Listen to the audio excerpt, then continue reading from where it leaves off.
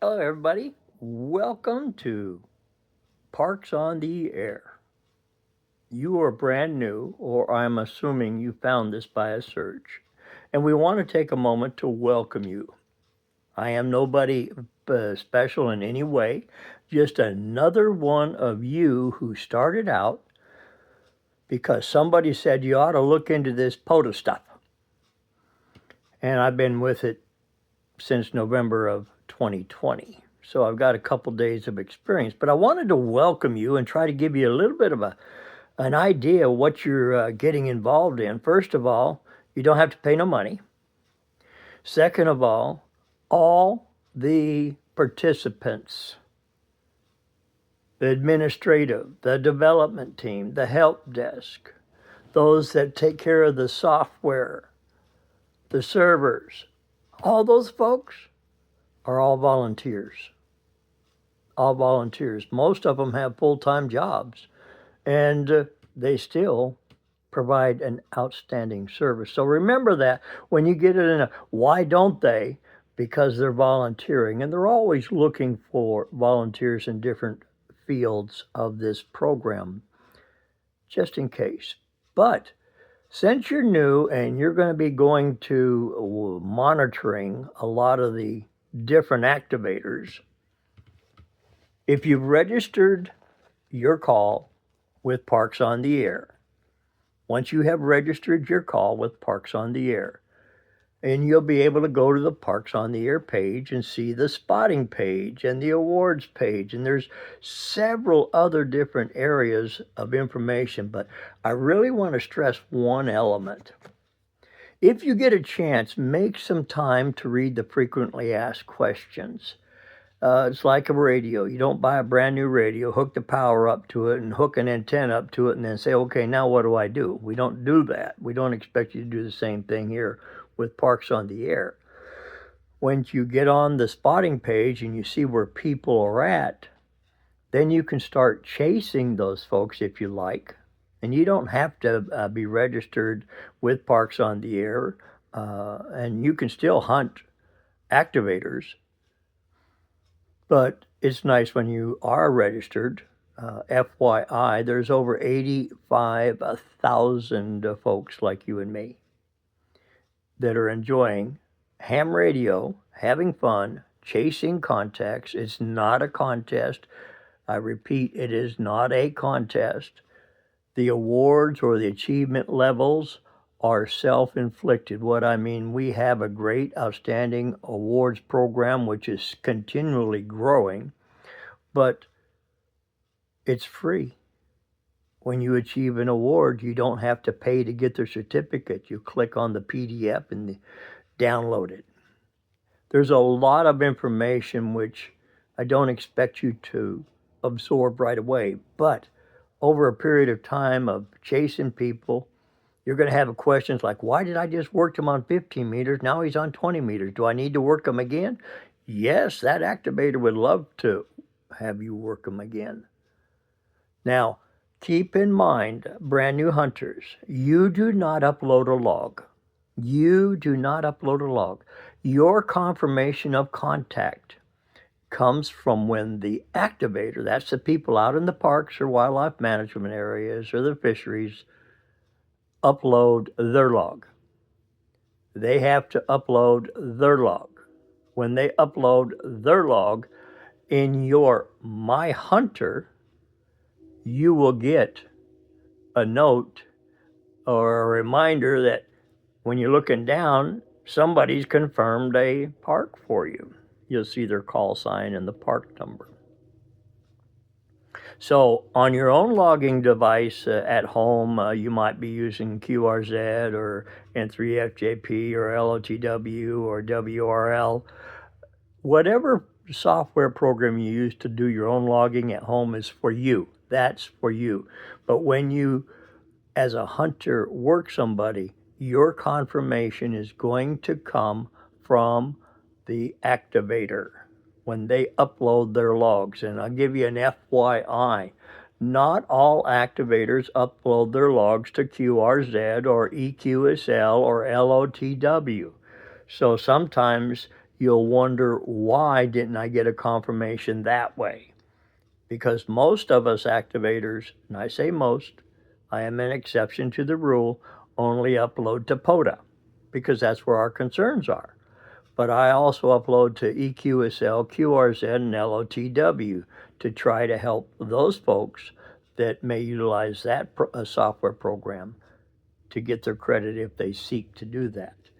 Now, for you guys and gals that have city parks or county parks around your house and you wonder why they're not in the POTA list, because they don't meet the criteria. Parks on the Air has a criteria established, and it has to be followed. We're at presently over 60,000 plus parks.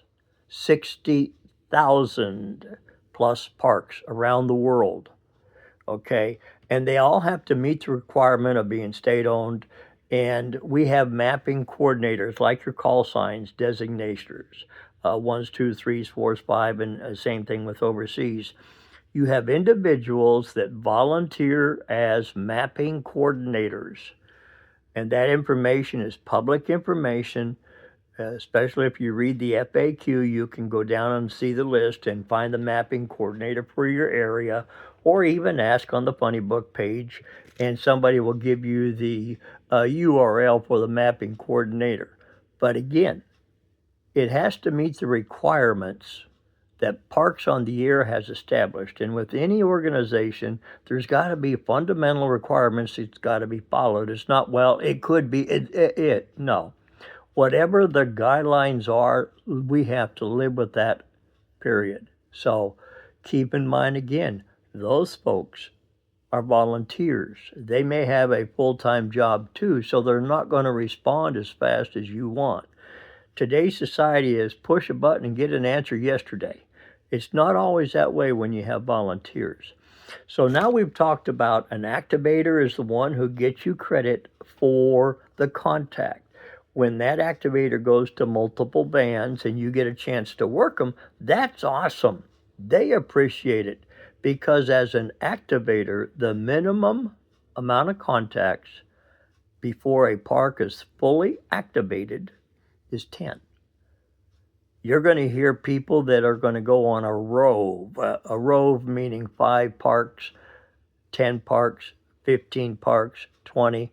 The highest right now is 51 parks in a 24-hour UTC date, not your local time date, in a UTC date. And when those activators that do that kind of thing, you're not going to get a chance to work them unless you're in the front of the line, because they're on a time schedule. They have miles to put under their butt. They have to stop and eat. They got to use the little boys or girls' room. There's a lot of things that hunters are not aware of when the activators are out in the fields chasing the bugs and the chiggers, losing the antenna, getting stuck in the mud, having flat tires, the brakes went out. Oh, those are just a few of Murphy's Laws that show up when an activator goes out to a park. Now let's talk about activator styles. You're going to find activators that are going to call by districts. You're going to have activators that are going to take one at a time. You're going to have activators that are going to be crazy like me. I'm going to point myself out because you'll find when you work me, I do it this way. I take a list. I come back. I fill in the blanks. We have fun and run. But not everybody's like me, so I'm sharing this with you right now. Every activator that you're working, listen before you try to get into the pile-up. Okay, listen to see how they are working. A lot of times you can tell an activator is on a device and they're trying to type the call sign correctly and they want to make sure they call you by your name. I know people by memory from typing it in my laptop in front of me. But out in the field, I have more fun doing it my way. I'm an old senior citizen, and I'm good to go with that. I'm satisfied with that. But every activator is different. So your challenge as brand new is just listen. Listen how they're operating. First time you work one and they call you by your name, you're going to wonder, how did they know that? Because they're in an area where they have internet and they're able to log your call sign, and they got it correct, and it pulls up your name. But I'll give you a little secret. I can tell when somebody's on a device, regardless how fast or good they are. When they call me Dave, I know they're looking at the computer screen, because I don't go by Dave. I go by Dom, the darling old man. But I'll answer to anything because I'm never late for supper. Just thought I'd let you know. Listen to the activators' style. They will share with you how they're going to make the contacts with whom. If you've never had an opportunity to listen to a pileup, I'm going to throw a couple calls out that I really want you to listen to. Whenever you see them on the spotting page, go there and just listen to their pileups.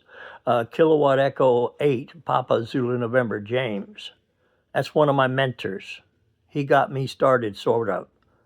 He put the push in my butt to do some things, and comments that he made on his YouTube channel, Ham Radio Adventure Guy. So it motivated me. Go listen to his pileups. He doesn't waste time. You don't get in, you're going to be gone. But you have to learn how to get in, and that's the secret. Second thing, go listen to Miss Carrie, Kilowatt Bravo 3 Whiskey Alpha Victor. Go listen to her pileup. And when you learn how they work, you will have fun chasing anybody. It's not just those two, but I wanted you to listen to the pileups. If you get crazy enough, you want to listen to the pileups I have, you'll see how I operate. All of us are different. That's what makes it fun doing what we do. For you as a hunter, every time you work a activator in a new park, on a new band, on a new UTC date, it's a contact for you. You can earn awards. We'll call it operator to operator. That's where you as a hunter have worked. We'll take me, for instance, and you work me 20 times. You will receive an achievement of a repeat offender for 20 contacts. And if you work me 100 times in that park, a single park, you can get an eagle for that park number. Or if you work me 100 times, that's O2O, operator to operator. And there we go. There's so much that a half-hour video is not going to be enough to answer questions, but we want you to get out there and listen, have fun, work all the activators you hear. Now, you may be sitting at home and you see somebody on the spotting page and they're light. Do not assume, you know what happens when we assume, that you can't make the contact with them. See, you don't know that they're running 5 watts. You don't know that they're running an inside the RV antenna. You don't know what their equipment is that's trying to get out. But they could probably hear you. But you're going to have to wait and listen for when they call and there's an opening. Some of us activators have been trying to train ourselves to remember to ask for the QRP stations, to remember to ask for the DX stations. And remember, DX stations a lot of times have a different dialect, so it's hard to assume that everything is going to be good because you have to learn to listen to what they really said because it's a different dialect. You hunters that are up bright and early in the morning, you're not going to expect 40 meters to be wide open. I've worked Japan at 5:30 in the morning from the car with an ATOS. So when you see somebody on the spotting page early in the morning on 40 meters, and I'm talking about the East Coast, everything is different from East Coast, Midwest, and West Coast. So you have to look at your areas where you're operating from, the conditions are going to be different. It's called propagation, and it's called gray line, and we have no control over either. But we get to play with what's out there. But when you see DX stations, don't think that you can't reach them, because more than likely there's an opportunity right there. And they too, over in the DX world, enjoy making contacts with U.S. stations. There are several DX stations that if you were to pull up their profile, well, I'm just going to pick on a friend of mine over in France, Foxtrot 4 Italy Lima Hotel.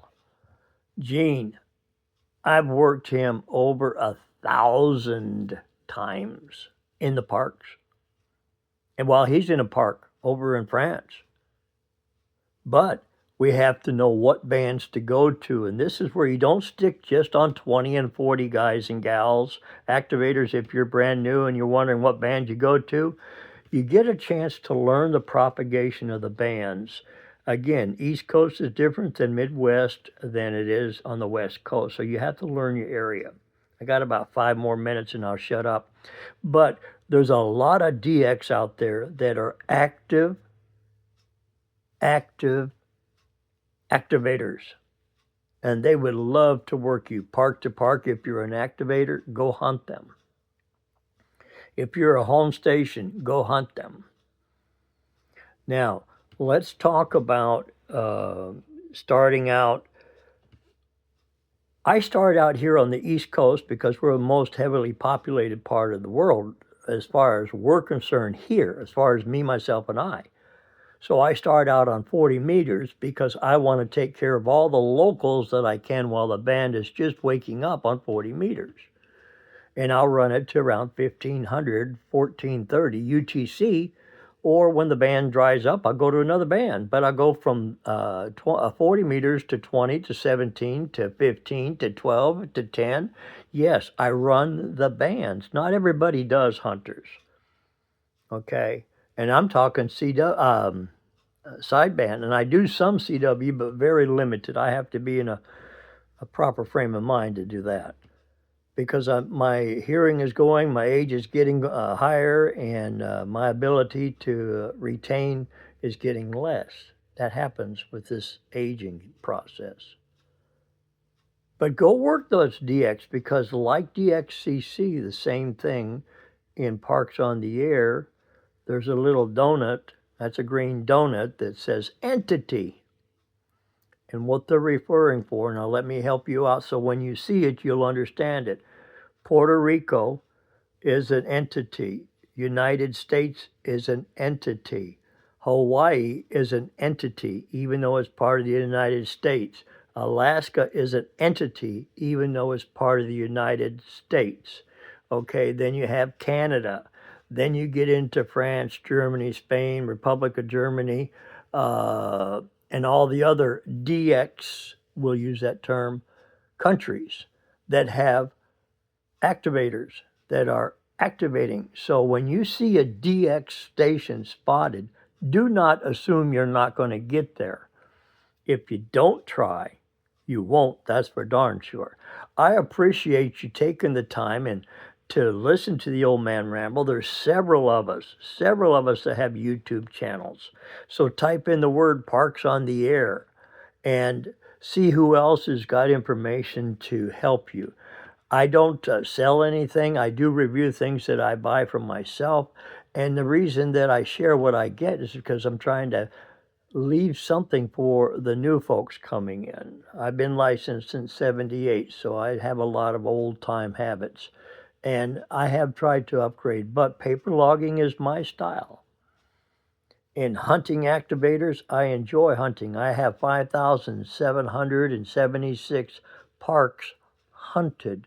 Remember, there's over 65,000 different parks across the world and 85,000 plus, and it will reach 100,000 members to what you're looking at getting involved in. And here's the last thing I'll share with you, and I'll shut up. Parks on the Air, folks, are not contesters. And when I say it's not just a click and you're done, you will find yourself getting to know many people by their first name, meet and greets at Hamcation in Florida, or Hamvention in Dayton, or Huntsville, or Rars Fest, where POTA people are going out and meeting and celebrating. And when I'm saying celebrating, I'm talking about talking on the radio and putting up different antennas and running bandpass filters, and the get-togethers are totally different than what you're expecting. Totally different than what you're expecting.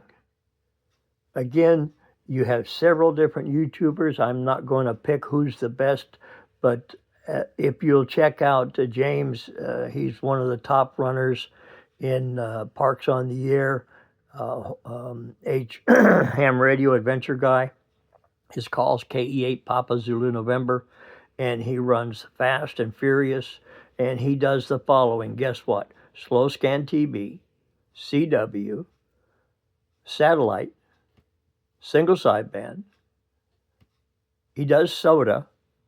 He does bike activations. He trains children. He enjoys the hobby, and that's all that Parks on the Air really wants you to do. Remember, amateur radio is supposed to be fun, and if it is no longer fun for you, it's time for you to go find another hobby.